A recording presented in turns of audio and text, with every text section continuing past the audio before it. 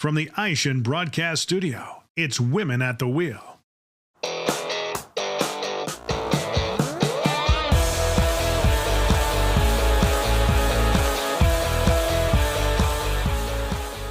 Hello and welcome to the Women at the Wheel podcast. I'm Emma Henderson, Managing Editor for Aftermarket News. With me today is Kathleen Long. She is the Chief Revenue Officer for RepairPal. Thank you so much for joining us today. Thank you for having me. I'm excited for this conversation. Yeah, me too. So everyone on this show has previously been a Woman at the Wheel honoree in Aftermarket News, and you've been in the industry for more than 10 years. So talk about how you ended up in your current role as Chief Revenue Officer at RepairPal. Yeah, so when I first joined RepairPal, I was at the sort of vice president level. So still on the executive team, and I had been promoted to that at my previous company, which was actually in the financial technology space. So I was working at Bill.com, left there and was seeking a new opportunity. Honestly, I really thought that I would end up in FinTech still, because I had been doing that for, probably over 15 years at that point. And, but that is not what happened. So there's this little thing that came sort of sideways, opportunity in the automotive industry. And I thought, well, this is interesting. I have some of these skills. And so, talk to the recruiter, talk to the executive team, and sort of the rest is history. But I'd always had it as a goal to be able to go from, the vice president level to C level. And ultimately, and I'll raise my hand for this here, really my ultimate goal is to be CEO of a company. So I'm on that journey. But I did get promoted to CRO at RepairPal from VP of customers. So when I first came in, I was leading the shop network and some of the integration efforts that we had. But as it turns out, we have built, a sizable partner business, which actually drives most of the revenue at RepairPal. And so, being able to be associated with that and make it successful and all that is the reason that I was able to leverage my experience into a promotion. And obviously, you can't do that without people who are your allies and your champions. And so my boss, the CEO of the company, has been really actively involved in my career development. I also have an outside coach. I think, without some of those resources and things like that, as well as, the network of amazing partners that we've been able to build who contributed to that success, then I wouldn't be here. So we don't do anything that we do by ourselves, whether we think we do or not. So really, this was a collective effort of a lot of different people who believed in me, engaged in me, and ultimately allowed me to be successful in a way that got me to where I am. And I think it's been, maybe 3 years now since that promotion, but it's been a great adventure. Now, you've touched on this a little bit, but I want to delve a little deeper. I think there's a lot of women who aspire to a C-suite role, but they don't quite know how to get there. So I'm curious what your top advice would be. Yeah, so I think first of all, the odds are stacked against you. So, and that's just statistically. So if you think about how, I think it's 52%, it's over 50% anyway, of the workforce is female in this country anyway. And so you think about that and you think, okay, so when you look at the executive level or you look at the C-suite level, then it would follow that, half of the C-suite would be female, but that is not the case. So is it, what is the difference or the disparity, right? Is that there is still a problem for women in pay equity. There's still a problem for women in achieving executive roles, and there's still a problem for women in achieving that C-suite. And the reason why, one of the reasons why anyway, that Chief Revenue Officer is so meaningful for me is that if you look specifically at sales and revenue roles, that is even more predominantly male. I encountered 2 companies recently whose C-suites are all female with the exception of 1 male. There's 2 companies like this in automotive. And in each case, it's the revenue person that's the man. So we have this perception of men that they're, better at certain kinds of roles, and sales and negotiations being one of those. As you know, in automotive, there is a plethora of men in these roles. So I think first things first, if you're a woman and you say to yourself, this is my goal, I don't think it's wrong to understand that it's going to be more difficult for you. And if it's going to be more difficult, then what do you want to do for yourself? You want to resource yourself appropriately, right? Because you don't want to go into this alone. You want to make sure that you have mentors, you have champions, you have allies, you have a network. I'm lucky in that my job is literally relationships. And so I'm paid to pursue them, so to speak. And lots of different roles, like say, if you want to be a chief financial officer or something like that, then relationships aren't as central to the work that you're doing probably every day in your job. However, they are key for you in terms of thinking about how you're going to grow your career. So belonging to organizations inside and outside of automotive, also super important. So I've been a member of Women in Auto Care since kind of year one. And those women that are in this organization are beautiful people. Many of them are, among the women at the wheel that are honored every single year. And it is an incredibly supportive group of people. You're going to have people inside of your company, outside of your company, but also outside of your industry. So I belong to Chief, which is an organization for high potential executive women who are looking to break through to the C-suite. I have an amazing coach through Chief, and she's a big part of my success as well. And she runs a coaching business both inside and outside of that. And so all of those things and resources combined together, I think, are incredibly important. And of course, as women, we have to perform, and we have to perform at a high level and really be tuned in and understanding what's the environment that we're in, and how do we navigate both the sort of written rules and written success factors, as well as the unwritten ones, in order to be able to achieve what we want to achieve.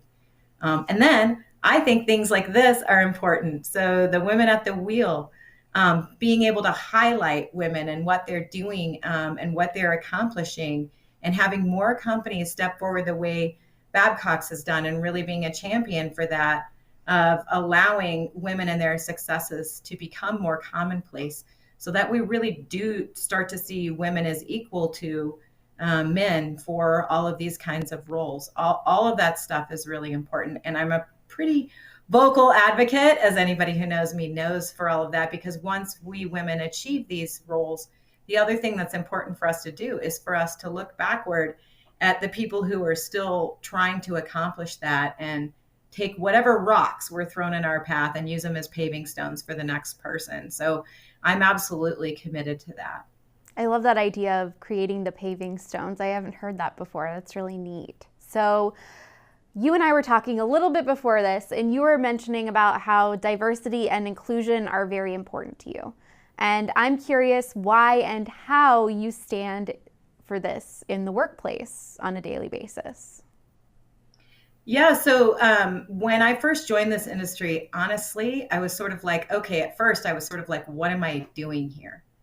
At the time when I joined RepairPal, I was the only woman on the executive team. And I would often sit in rooms or have days where I would have phone calls with one shop after another, or, one potential partner after another. And I wouldn't talk to a single woman all day. It started to make me feel a little bit isolated. My particular way of leading, I think, is unique. It didn't really fit in the automotive space. And so I was starting to feel like an outsider, like so many people feel, and I think it was one of the first times in my life, professionally at least, where I really felt that way. I kind of honestly felt that way growing up and coming through school and things like that too. I was a bit of a weirdo as a kid. And so, really feeling that way at work, this place where I felt like I'd always been successful and I'd been progressively growing my career and things like that. I thought, why did I intentionally join this industry so I could feel this way, the way that I used to feel when I was a kid, all over again? Like, what was the point of this? And then I realized that was exactly the point, right? Because I have a voice, I have a platform, I have achieved a certain level of success in my career. I could expand that platform and I could stand for other people or help to amplify their voices or be a really good ally, to other people who maybe weren't represented in my room at the time or any room at the time. And so that became a big part of my why for automotive. And now, as you said, I've been here 10 years. And so the reason for me to do that and the reason for me to be at one company for 10 years, which I've never done before. So even though I was in financial technology for over 15 years, I did, as a 3 or 4 year kind of gal at each of the companies where I had worked before.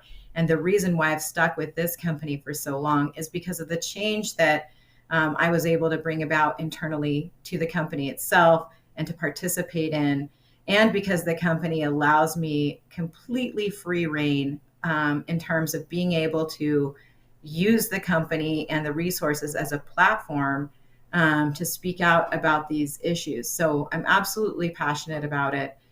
Elevating women, elevating people who in this country we call minorities, but actually in the world are the global majority. Right. And so the fact, again, that we don't have more of that talent represented inside our companies is to our own detriment.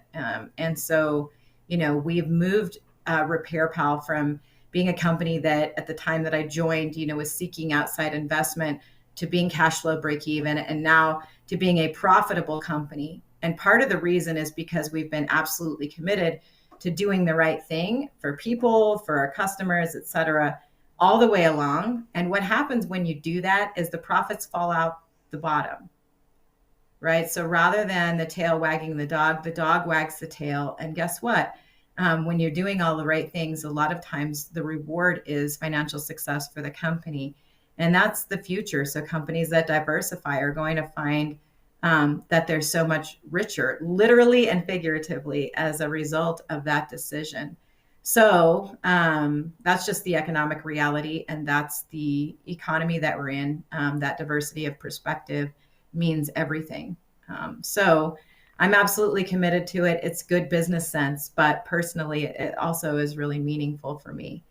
Presented from the Aishin Broadcast Studio at Babcock's Media.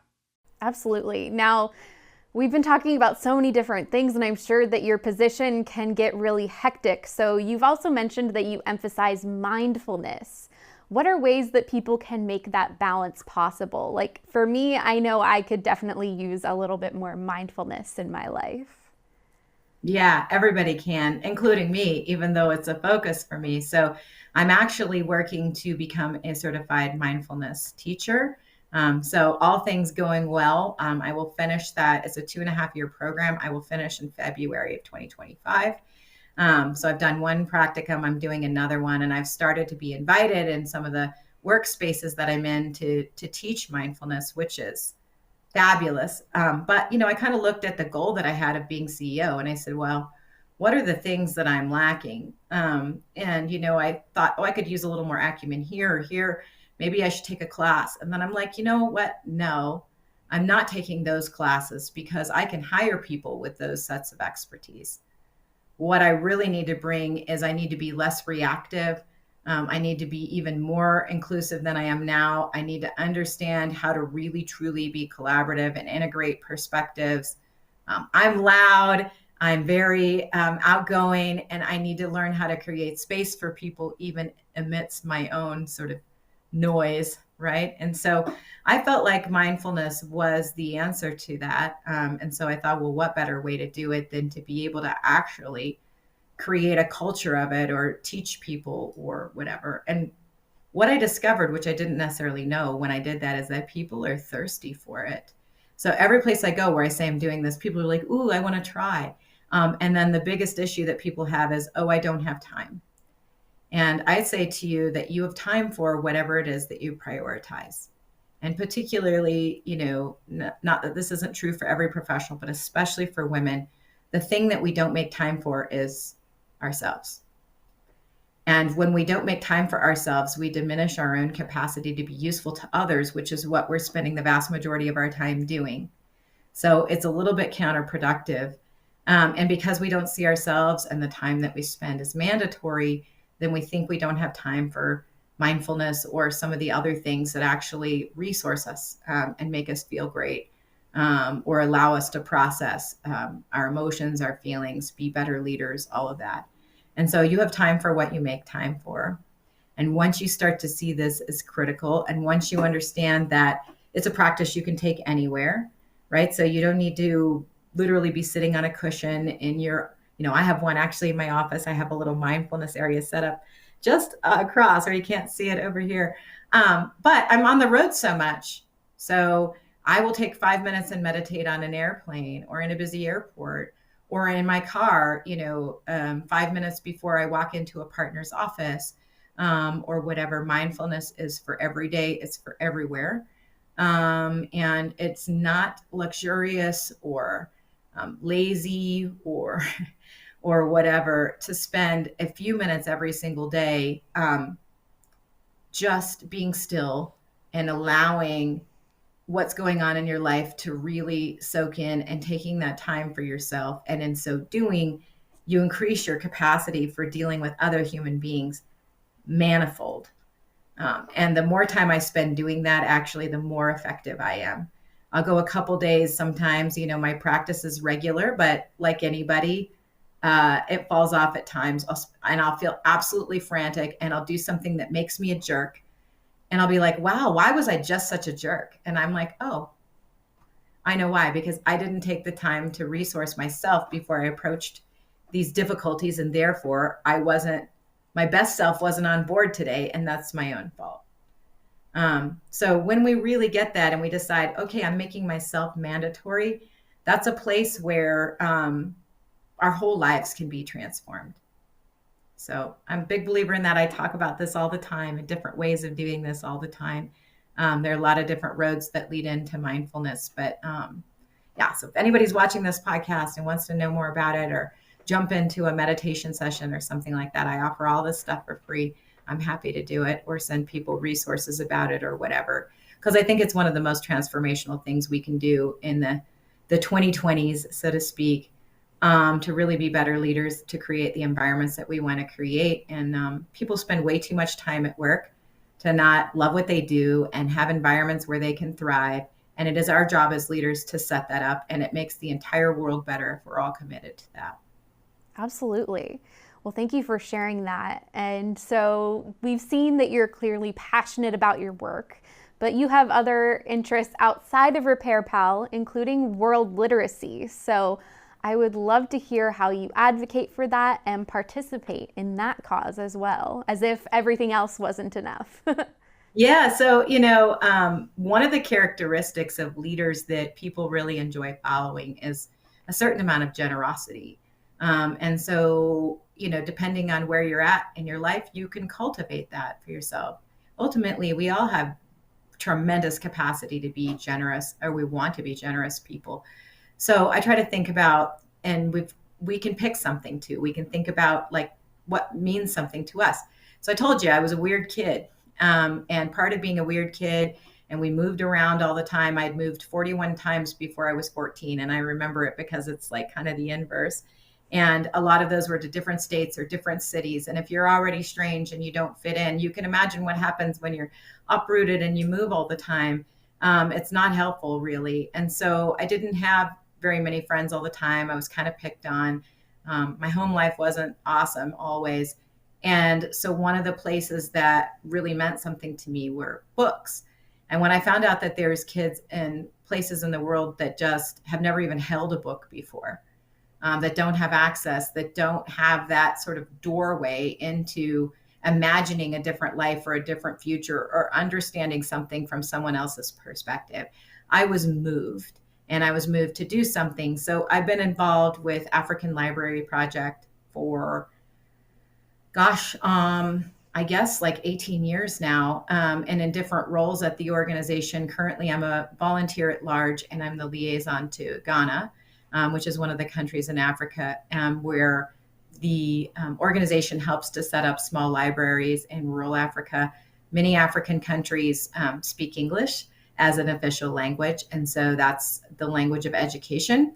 And so given that, we can take gently used books from the United States, which would normally end up in a landfill, and we can make sure that they end up to good use on the African continent, which is an awesome thing to do.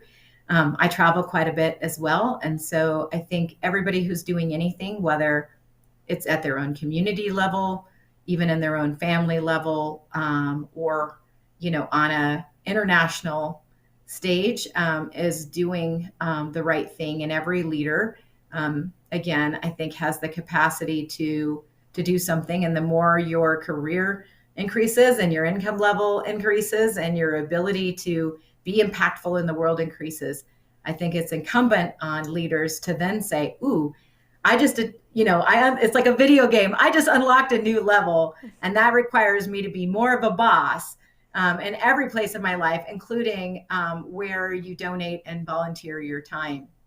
So again, it's about priorities. And there are days where I'm like, wow, most days where I'm like, I'm not going to get everything done today. Right. And so, and that's okay. But I try to keep things, if not in balance, because that's elusive, at least in proportion. And so I'm passionate about the fact that at this point, we've reached over 4 million readers on the African continent, which is kind of incredible. That is incredible. Well, Kathleen, it's been great talking to you. Thank you so much for joining us on the Women at the Wheel podcast today. For Aftermarket News, I'm Emma Henderson. Thank you so much for joining us.